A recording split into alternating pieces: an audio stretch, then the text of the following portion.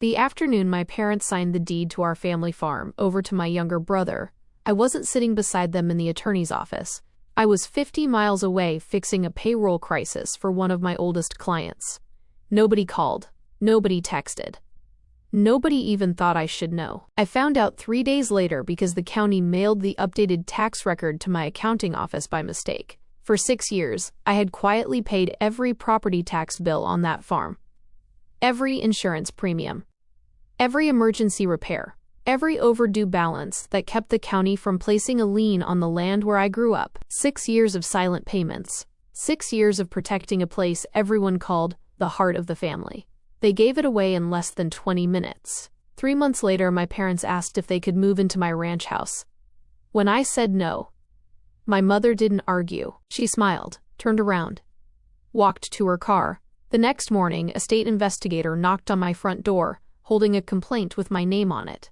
Welcome to Family Secrets Daily, where hidden truths always find their way into the light, family loyalty is tested, and quiet people finally tell their side of the story. If you enjoy emotional family dramas, unexpected betrayals, and endings where the truth finally wins, make sure to subscribe. And before we begin, tell us in the comments where you're watching from. I read every single one. Now let's get into today's story. My name is Lauren Hayes. I'm 37 years old. I own a small accounting and bookkeeping firm just outside Lexington, Kentucky. Most people think accounting is boring. Spreadsheets, receipts, tax forms, numbers. They're only half right, because after almost 15 years in this profession, I've learned something that most people never do. Money doesn't destroy families. Secrets do. Money simply keeps the records. Numbers don't have favorites. They don't care who's the oldest child, who's the favorite, who's louder, who's more convincing. A ledger doesn't love anyone. It simply remembers. Maybe that's why I trusted paperwork more than people. Paper never woke up one morning and decided history had happened differently. In my family, everyone had a role. Mine was decided long before I understood what roles even were. I was dependable, responsible, practical. The daughter who never caused trouble. My younger brother Tyler was different. He was charming, funny, easygoing, the kind of person strangers immediately liked. Our parents described him as full of potential. It's amazing how much people will forgive once they decide someone has potential. Miss another mortgage payment? He's still finding his footing. Lose another job? He's too talented to settle. Need another loan? He'll pay everyone back someday. Someday became my least favorite word, because somehow it never arrived. When I was 16, I worked evenings stocking shelves at a grocery store so I could buy my own first car. When Tyler turned 17, my parents surprised him with a brand new pickup because he needed reliable transportation. When I earned scholarships to college, everyone praised how independent I was. When Tyler quit college after one semester, my parents paid off his student loans because they didn't want him starting adulthood under pressure. Every decision sounded reasonable by itself. Only years later did I realize they all followed the exact same pattern. Whenever life became difficult, someone stepped in to rescue Tyler. Usually me. The Hayes family farm had been ours for nearly 80 years. It wasn't enormous. Just under 90 acres. Rolling Kentucky fields. Old white fences. A weathered red barn. 2 ponds. An aging farmhouse with a porch that leaned just enough to remind everyone how old it really was. My grandfather built most of it himself. My father inherited it. Every holiday happened there. Every birthday barbecue. Every Thanksgiving. Every Christmas morning. Every family photograph hanging in my parents' hallway seemed to begin or end on that front porch. Dad always said the farm wasn't just land, it keeps this family together. I believed him. For a long time, I believed almost everything my father said. 6 years before everything unraveled, my father called me late one Thursday evening. I almost ignored it. Thursday nights were usually my busiest. Payroll deadlines, quarterly reports, clients who suddenly remembered they needed something before Friday morning. But something in his voice made me answer. He sounded exhausted. Older. Smaller somehow. I don't know what to do anymore." Those were the first words he said. Then everything came out. Poor harvests, medical bills, rising insurance costs, property taxes they couldn't keep up with, letters from the county, late notices, final notices, warnings that the property could eventually face tax foreclosure if nothing changed. I sat silently behind my desk while he talked. I didn't criticize him. I didn't ask why they had waited so long. I simply listened. When he finished, I told him I'd take care of it. The relief in his voice made me realize how frightened he'd been. He thanked me 3 times before we hung up. The first payment went out the following week, directly to the county, not through my parents.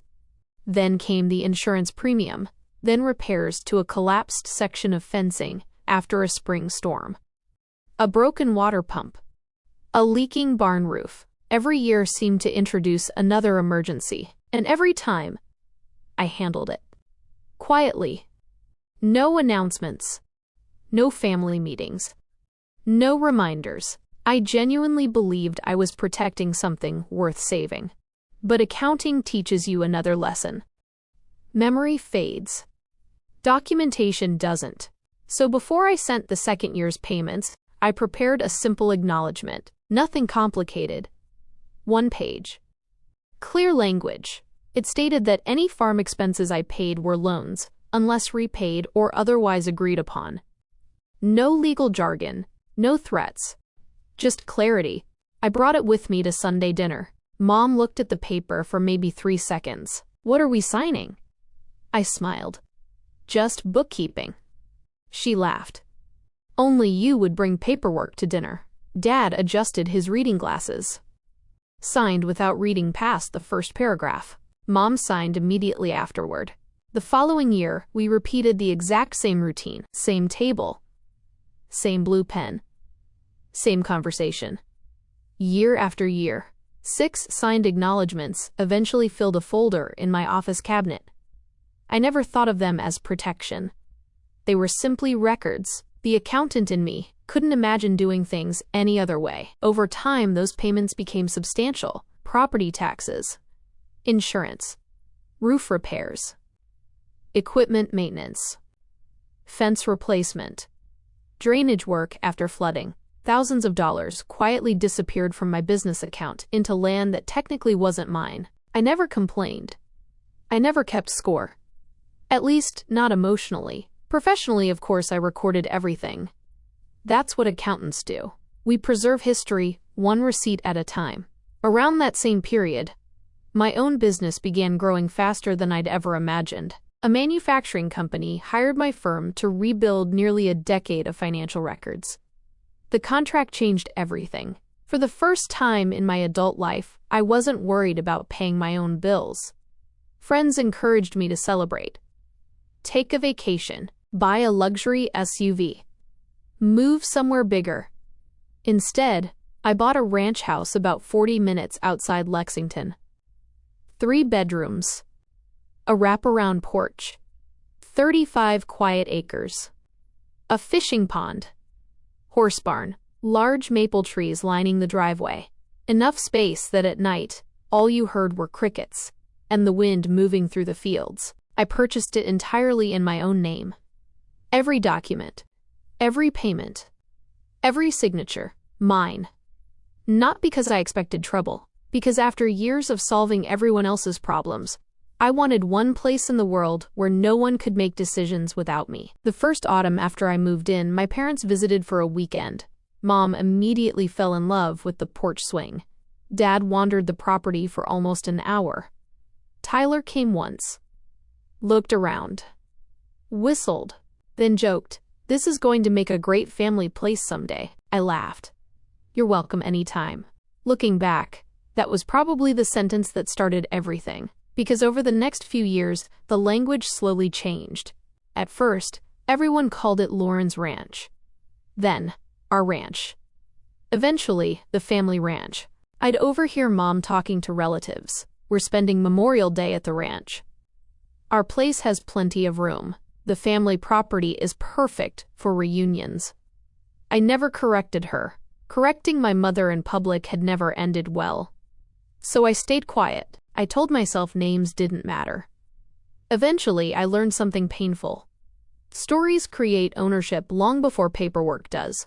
Once people convince themselves something belongs to them, a deed becomes little more than an inconvenience. Then Tyler got engaged. Her name was Emily Carter. She was thoughtful, hardworking, kind enough to thank waiters by name. I genuinely liked her. She wasn't responsible for what happened. She simply walked into a family that had been quietly unbalanced for decades. Within weeks, my mother transformed into a full-time wedding planner. Venues, guest lists, cake tastings, flower arrangements, color palettes. Everything revolved around Tyler's future, which naturally meant someone had to help pay for it. One Sunday afternoon, my mother spread contracts across the dining room table. Without looking up, she said, "You'll help with some of the deposits, won't you?" She didn't ask because she wondered. She asked because she'd already decided. "You're doing well. Tyler has so many expenses. It'll only be temporary." The oldest equation in our family appeared once again. Tyler needed, Lauren provided. I smiled politely. "I'll look over the numbers." Mom nodded, satisfied. She already believed she'd gotten her answer. Driving home that evening, I couldn't explain the feeling sitting in my chest. It wasn't anger, not yet. It felt more like standing outside before a thunderstorm. The air changes first. Everything becomes strangely quiet. Then, without warning, the sky opens. I didn't know it yet, but 6 forgotten years of sacrifice were about to collide with one afternoon inside a lawyer's office. People often ask me when I first realized my family loved what I could do more than who I was. The honest answer is, I don't think there was one single moment. It happened the way rivers carve stone. Slowly. Quietly. So gradually that you don't notice anything changing until one day the landscape looks completely different. I became the dependable one because every time I solved a problem, everyone breathed easier. That feels good when you're young. You mistake relief for affection, gratitude for love. Dependability becomes your identity. Eventually, people stop asking whether you're willing to help. They simply begin planning their lives around the assumption that you will. And somewhere along the way, you start doing the same thing. For 6 years, I paid every bill connected to the farm without missing a deadline. Every January, property taxes. Every spring, insurance renewals. Every unexpected repair after storms. If a tractor broke down, Dad called me. If a fence collapsed, I found the contractor. If insurance paperwork arrived, Mom dropped the envelope at my office with a smile. "I knew you'd understand all this better than we would." She always said it like it was a compliment. Maybe she believed it was. Not once during those 6 years did either of my parents ask how much I had actually spent. They never asked whether the payments made things difficult for me. Never asked if I had postponed vacations, delayed renovations, worked weekends to cover everything. They simply accepted that whenever the farm needed something, Lauren would figure it out. Looking back, I don't think they even saw it as sacrifice anymore. To them, it was simply what I did. The way rain waters crops, the way electricity powers a house. Useful, reliable, expected, invisible. The only person who ever questioned it was my friend Rebecca. We'd known each other since college. She owned a small law office 2 blocks from mine. Every Wednesday we met for lunch, unless one of us was buried under deadlines. She had spent years handling estate planning and property disputes, enough to recognize patterns before most people noticed them. One afternoon, she watched me write another check for a fence repair while we were eating sandwiches in my office. She looked over her glasses. "Tell me something." "What?" "If your parents sold that farm tomorrow, they wouldn't." I didn't ask whether they would. She folded her hands. "I asked what happens to all this." She pointed toward the invoice. I shrugged. "They're my parents." Rebecca waited. Lawyers become very comfortable with silence. Eventually I answered, "I guess nothing." She nodded slowly. "That's exactly what worries me." I laughed. "You worry professionally." "I do, and professionally," she replied. I recommend keeping every piece of paper. I smiled. I already do. She smiled back. Of course you do. That conversation stayed with me longer than I admitted.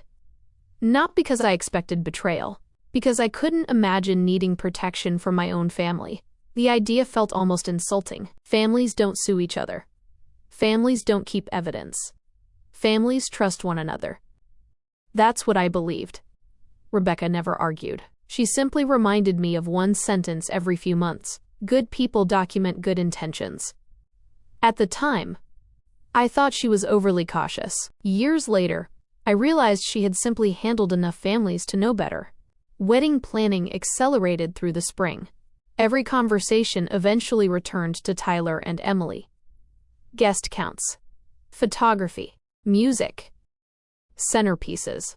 Mother threw herself into every decision with the energy of someone planning a royal ceremony. Dad mostly stayed quiet.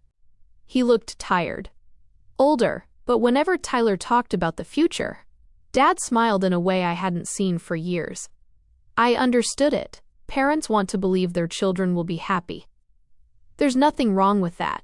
What hurt wasn't celebrating Tyler. It was noticing how naturally everyone assumed I'd continue financing whatever celebration required. One Saturday afternoon, Mom called while I was finishing quarterly reports. "Sweetheart, can you stop by tomorrow?" "Sure. We just need your opinion on a couple things." That sounded harmless enough. Sunday afternoon, I drove to the farmhouse. The dining room table had disappeared beneath wedding brochures. Emily was comparing flower arrangements. Tyler was scrolling through catering estimates. Dad sat quietly drinking coffee. Mom looked up with a bright smile. Perfect timing. She slid a folder toward me. "I wanted you to look over the budget." I opened it. The wedding costs were substantial. Beautiful venue. Live band. Professional videographer. Designer invitations. Luxury honeymoon package. I ran through the numbers automatically. Old habit. They were planning a wedding far beyond what Tyler could realistically afford. I looked up. "Who's paying for all this?" Mom answered before anyone else could. "We all are." The word hung in the room. We. Tyler nodded confidently. "I've got some savings." Emily quietly mentioned her parents were contributing. Then everyone looked at me, waiting. Without anyone actually saying it, my portion had already been assigned. I closed the folder carefully. "It's a beautiful wedding," Mom smiled. "I knew you'd think so. I also think it's expensive." Tyler laughed. "Come on, Lauren. You only get married once." Emily looked uncomfortable. Very uncomfortable. Almost embarrassed. I noticed she hadn't asked me for anything, not once. This wasn't coming from her. It never had been. Mom reached across the table. "You've always helped when the family needed you." There it was again. Needed. Such a small word. Such an expensive one. I kept my voice calm. "I'll think about what I can reasonably contribute." A brief silence settled over the room. Mom blinked. She hadn't expected anything except immediate agreement. Tyler leaned back in his chair. "Whatever you can do helps." Reasonable. Friendly. Perfectly polite. Yet somehow I still drove home feeling guilty. That surprised me. I'd offered to help. Just, not endlessly. Why did setting a limit feel like doing something wrong? A week later, I mailed them a check. It covered part of the venue deposit. Enough to help. Not enough to quietly finance everything. Mom called that evening. "Thank you, sweetheart." Then she laughed. "I knew we could count on you. Not, thank you for helping. Not, this means a lot. Just, we could count on you." I hung up and stared at my kitchen window for a long time. Funny how one sentence can reveal decades of expectations. Summer arrived quickly. The wedding drew closer. Business became busier than ever. I barely had time to breathe, which is why I almost missed the envelope sitting in my office mailbox late one Tuesday afternoon. It wasn't addressed to me personally. It was addressed to my business. Inside was a copy of updated county tax records. At first I assumed it had been sent by mistake. Clients occasionally used my office address for official correspondence. I glanced at the property parcel number, then looked again. My stomach tightened. I knew that number. I had written it on tax payments for 6 consecutive years. It belonged to the family farm. Confused, I turned the page. Owner of record, Tyler Hayes and Emily Hayes, joint tenants. Effective date, 5 days earlier. Transfer recorded. Warranty deed filed. Ownership changed. I stared at the page. Read it again. Then a third time. Surely there had been some error. Maybe temporary paperwork. Maybe estate planning. Maybe anything else. I reached for my phone. Called Dad. No answer. Mom. Straight to voicemail. Tyler. Nothing. I sat perfectly still inside my office while the air conditioning hummed above me. Outside, employees laughed as they walked toward the parking lot. Cars started. Doors slammed. Life continued. Inside my office, everything had stopped. 6 years. 6 years I'd protected that property. 6 years making sure there was still a farm to inherit. And somehow, ownership had changed without anyone thinking I deserved a single call. Not even afterward. Not even out of courtesy. I wasn't angry. Not immediately. I was confused. Deeply confused. Because my family knew one thing, with absolute certainty. Without those payments, there would have been no farm left to give away. They knew. Every single one of them knew. So why hadn't anyone told me? The question echoed inside my head the entire drive home. I kept hoping there was some explanation I simply hadn't heard yet. I still believed families explained things. I still believed there had to be a misunderstanding. I would learn the truth 4 days later, standing under hundreds of string lights with a champagne glass in my hand. And by the end of that evening, I would finally understand exactly where I stood in my own family. The wedding ended 2 hours earlier than anyone expected. Not because anything dramatic happened. There were no shouting matches, no broken glasses, no scenes on the dance floor. The silence did all the work. After my father's announcement that the farm had officially become Tyler and Emily's, people celebrated. They toasted. They laughed. They hugged my parents. I smiled for every photograph I was asked to stand in. No one noticed that I left before the last dance. When I got home, I didn't cry. Instead, I unlocked the filing cabinet in my office. The familiar metal drawer slid open. 6 folders sat exactly where I had left them, each one labeled with the year, each one containing every payment I'd made for the farm. Every tax receipt. Every insurance invoice. Every canceled check. Every signed acknowledgement. I laid them across my desk. For nearly an hour, I didn't touch a single page. I simply looked at them. Then I realized something. Those papers weren't evidence against my parents. They were evidence of the person I had been. Someone who believed love meant carrying everyone else's weight. Someone who never asked whether anyone would carry hers. That realization hurt far more than the wedding ever could. The following Monday, I made a decision, not out of anger. Out of clarity, I canceled every automatic payment connected to the farm. The county. The insurance company. The maintenance contracts. Everything. Then I mailed one letter. Not to Tyler. Not to my mother. To my father. It contained a complete accounting of every dollar I had paid over 6 years. At the bottom I wrote only one sentence.